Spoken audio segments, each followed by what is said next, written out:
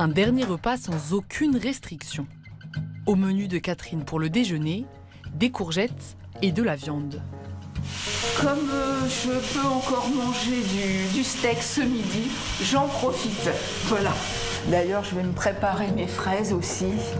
D'ici quelques heures, Catherine ne pourra plus mastiquer. Elle va se faire poser 2 implants dentaires. Objectif, remplacer les molaires qu'elle a perdus. Alors pendant plusieurs jours, elle devra privilégier les aliments liquides. En attendant, elle savoure ce repas. Très bon et particulièrement apprécié quand je sais que ce soir, je serai quand même plus ou moins au régime. Cette opération, Catherine la connaît déjà. Il y a quelques années, on lui a posé 3 implants. Pour moi, les implants, c'est comme une 3e génération de dents. Après la dentition de lait, la dentition dite définitive, mais qu'il a fallu réparer, c'est une 3e dentition de secours. Je le vis comme ça. Et ce qui l'a motivée à refaire cette intervention, c'est la discrétion du résultat.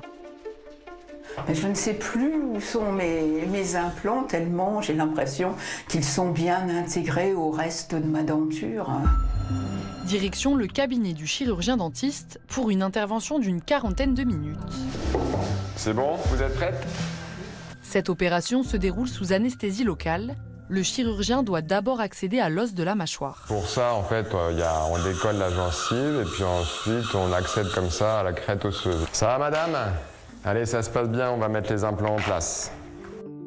Après avoir défini l'emplacement précis des 2 implants, le chirurgien perce en plusieurs étapes la mâchoire. Et une fois que les trous sont à la bonne taille, il insère les 2 implants. Ça s'assimile à poser une cheville dans un mur et sur cette cheville, on vient visser une vis pour accrocher un cadre. Là, l'implant, c'est la cheville.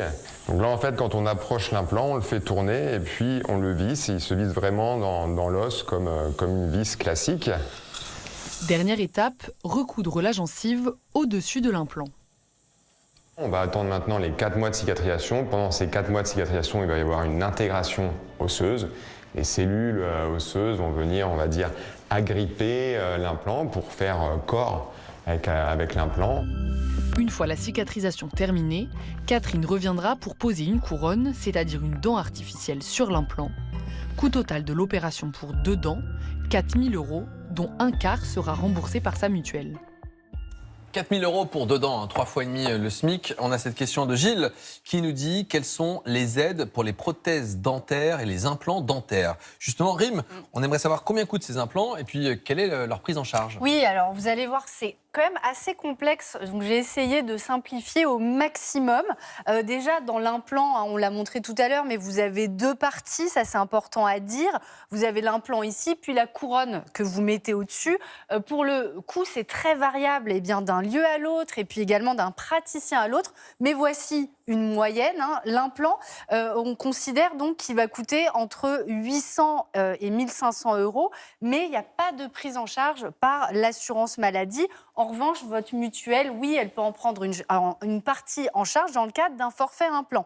La couronne qui est posée au-dessus, on considère qu'elle coûte 1 000 € en moyenne et la Sécu rembourse uniquement 107,50 €, donc c'est quand même assez faible. Là aussi, la mutuelle peut compléter. Alors vraiment, comme le devis est obligatoire désormais, pensez bien à le demander à votre chirurgien dentiste, à l'envoyer à votre mutuelle et comme ça, vous saurez exactement de combien vous pouvez être remboursé. Donc ça, c'était pour les implants, mais également les couronnes dites plus simples qu'on appelle dentoportées. Oui, voilà. Alors ça, ce sont celles qui ne sont pas posées sur un implant.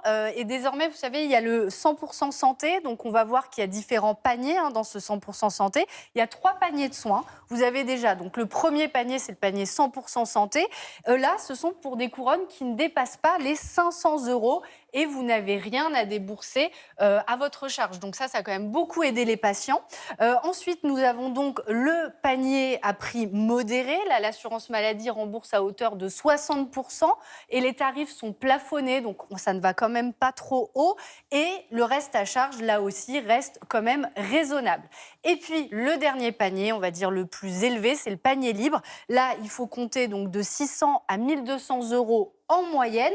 Une petite partie est remboursée par la Sécu, une petite partie par votre mutuelle également.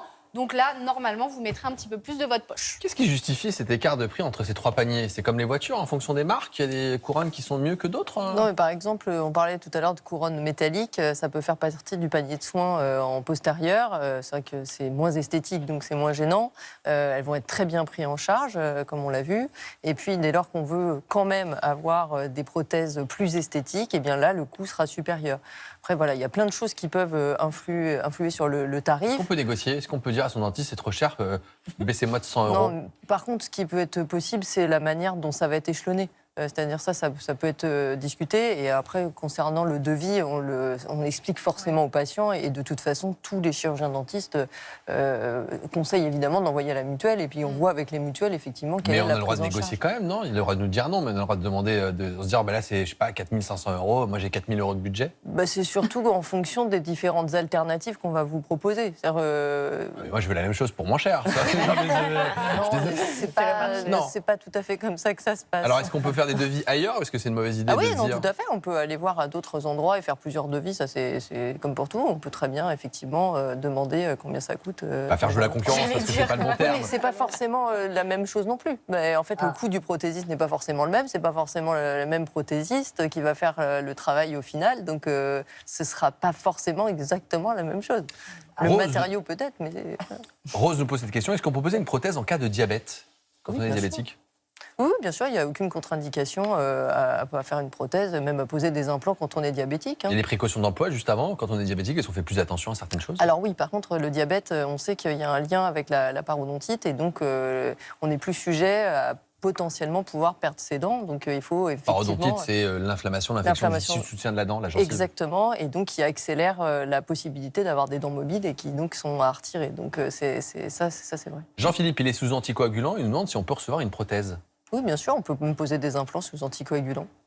Nadège nous demande à quelle fréquence il faut contrôler sa prothèse chez le dentiste. Alors, tout dépend du type de prothèse déjà. Et de toute façon, pour tout patient en prothèse ou pas de prothèse, on recommande de voir son chirurgien dentiste au moins une fois par an. Jérôme nous dit, est-ce qu'il y a un risque d'infection à la suite d'un pose d'un implant? Alors oui, on peut. Donc les implants, le succès, taux de succès est autour de 95% de manière générale. Donc c'est quand même, il y a toutes les chances que ça fonctionne. On peut avoir malheureusement une absence d'ostéo-intégration, parce que la différence de la vis dans le mur, c'est que là c'est du tissu osseux, ça réagit, donc ça va se solidifier. On doit avoir une ostéo-intégration de l'implant, et parfois ça ne se fait pas, et donc on peut perdre l'implant s'il n'y a pas cette ostéo-intégration. L'implant se solidarise avec l'os, ne forme plus qu'un. Et voilà. Et parfois, on peut le perdre beaucoup plus tard aussi. Voilà, donc on peut avoir ça. Michel nous demande combien de fois on peut remplacer une couronne? Alors, une couronne, on peut la remplacer plusieurs fois. C'est difficile. Alors, c'est vrai qu'à chaque fois, on peut être amené à retailler la dent. Donc, c'est sûr qu'on ne va pas la changer 500 fois, mais on peut rechanger une couronne si le tissu osseux, le tissu dentaire le permet. Joël nous dit, mais une prothèse dentaire, ça tient combien de temps? Ça dépend de la prothèse, on la change, la couronne, l'implant? C'est pour ça, là, on a donné énormément de cas de figure. Il y a plein de types de prothèses comme on en a parlé, donc c'est très très variable. Mais vous pouvez garder un bridge 20 ans s'il est très bien fait, sans difficulté. Voilà. Eh bien, merci d'avoir répondu à toutes nos questions.